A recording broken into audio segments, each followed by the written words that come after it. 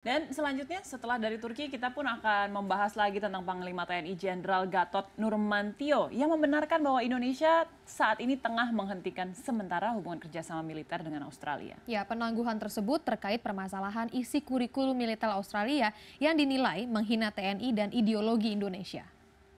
Bukan berbicara, ya, tapi dialah yang di sana yang menemukan. Temuan isi kurikulum militer yang menghina TNI dan ideologi Indonesia itu ditemukan oleh Letu Irwan Maulana, seorang perwira TNI yang dikirim untuk mengajar di pasukan khusus Australia. Panglima TNI Jenderal Gatot Nurmantio menjelaskan secara singkat poin-poin apa saja yang ada di kurikulum pendidikan militer Australia yang terbukti melecehkan Tentara Nasional Indonesia serta urusan dalam negeri Indonesia.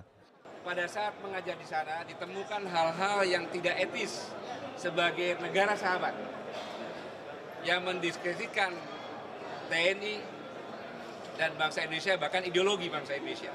Contohnya, kurikulumnya dan pelajarannya. Di hasil kurikulum pun pekerjaan dari siswanya pun sama. Terlalu menyakitkan sehingga tidak perlu saya jelaskan di sini. Tentang tentara yang dulu, tentang Timor Leste, tentang Papua juga harus merdeka, dan tentang Pancasila yang dipasarkan menjadi Pancagila. Dengan 55 yang tidak benar. Keputusan Panglima TNI menghentikan sementara hubungan kerjasama militer antara TNI dengan Australia mendapat dukungan Ketua DPR dan Komisi Pertahanan DPR RI. DPR berencana akan memanggil Panglima TNI guna meminta penjelasan terkait persoalan antara TNI dan Australia Defence Force (ADF). Keputusan Panglima dinilai tepat karena Australia berulang kali mengecewakan Indonesia. Apalagi dalam kasus ini ada dugaan penghinaan terhadap Pancasila, sesuai laporan prajurit yang tengah bertugas di Australia. Indonesia sangat menghargai dengan Australia, sebaliknya Australia juga menghargai. Tapi khusus kalau menyangkut simbol negara, ya tentu kita tidak bisa menerima begitu saja. Dan kita harapkan ini menjadi perhatian supaya tidak terjadi lagi di kemudian hari. Kalau ditanya apakah ini akan mengganggu hubungan kita, enggak. Karena kerjasama militer itu hanya sebagian kecil dari bentuk hubungan bilateral antara Indonesia dan Australia. Jadi biarlah itu berproses, dan saya kira Menhan Australia sudah berjanji untuk secepatnya memberikan klarifikasi, dan beliau juga menganggap bahwa ini sifatnya sementara, bukan penghentian kerjasama selamanya. Karena kalau kita tidak begitu, mereka merasa tidak bersalah. Meski demikian, Dewan optimistis pemutusan kerjasama militer ini tidak akan mengganggu hubungan diplomatik dan bilateral lainnya antara Indonesia dan Australia. Saiful Bahri, CNN Indonesia.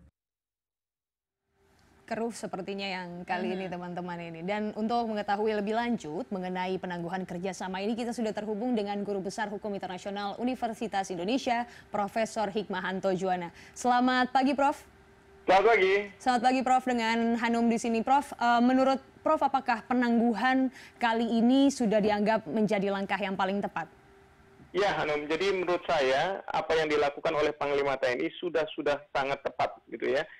Kenapa saya katakan sangat tepat? Karena mungkin fenomena ini merupakan fenomena puncak gunung es, di mana prajurit-prajurit di Australia mungkin melakukan pelecehan, baik itu terhadap sejarah TNI kita, maupun juga terhadap isu yang sensitif terhadap terkait dengan negara kesatuan kita, bahkan terhadap ideologi kita yang mereka sebut sebagai Pancagila, gitu ya. Karena ini kan ada di laminating, dan saya yakin itu mungkin sudah lama ada di kantor kepala sekolah dari institusi bahasa Australia ini. Nah, oleh karena itu tindakan dari Panglima ini sudah sangat tepat, dan sekali lagi yang harus digarisbawahi, ini kan penghentian sementara, ya, penangguhan, penundaan sementara, bukan permanen. Jadi ini supaya di pihak Australia mereka menjadi perhatian isu ini.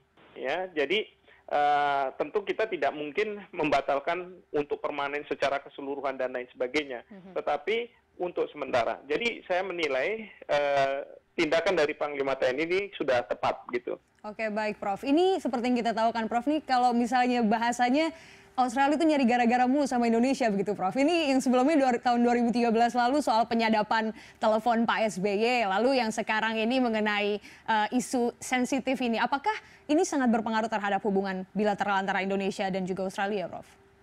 Sebenarnya konteksnya agak berbeda ya, karena waktu penyadapan memang ini mungkin pemerintah Australia melakukannya itu terhadap pejabat-pejabat penting kita.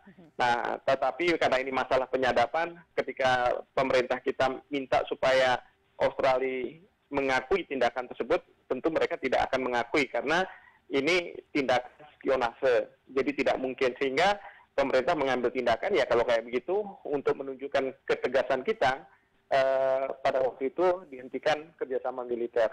Tetapi yang sekarang ini kan di level prajuritnya.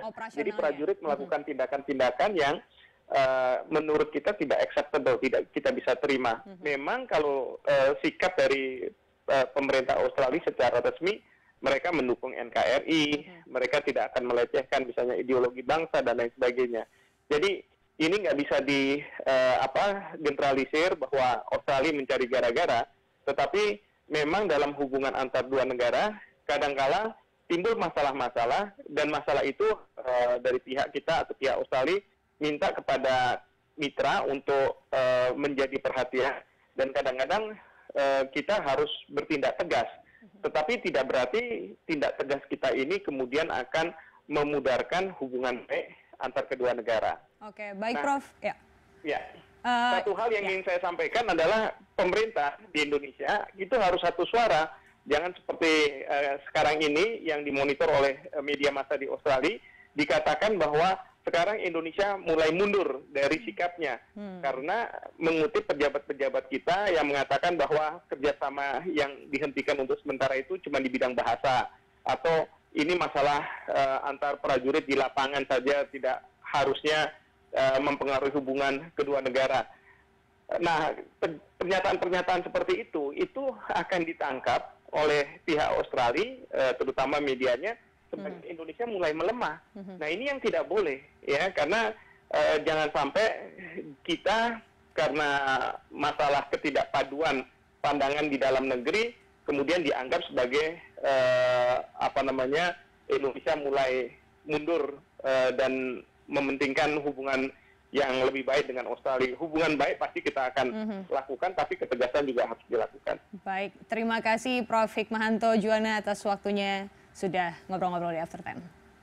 Ya itu dia ya, jadi pada intinya hubungan Indonesia-Australia kan sudah lama terbentuk ya, sejarahnya cukup panjang. Kita tetanggaan banget loh, Iya. dekat banget soalnya. Banyak orang Australia yang juga bisa berbahasa Indonesia, salah satunya aja bahkan pemain aktor Chris Hemsworth yang waktu itu sempat diinterview oleh Cinta Laura, dia bisa berbahasa Bahasa Indonesia kan Indonesia, sedikit-sedikit. benar-benar. Jadi sebenarnya hubungan antara Indonesia dan Australia ini harusnya bisa dipertahankan, hanya memang kita benar harus tegas juga. Betul. Iya, jadi satu suara untuk soal itu ya. Orde Baru juga awal-awal waktu itu kan bertumbuh kerjasamanya, jadi harus dipertahankan sampai sekarang.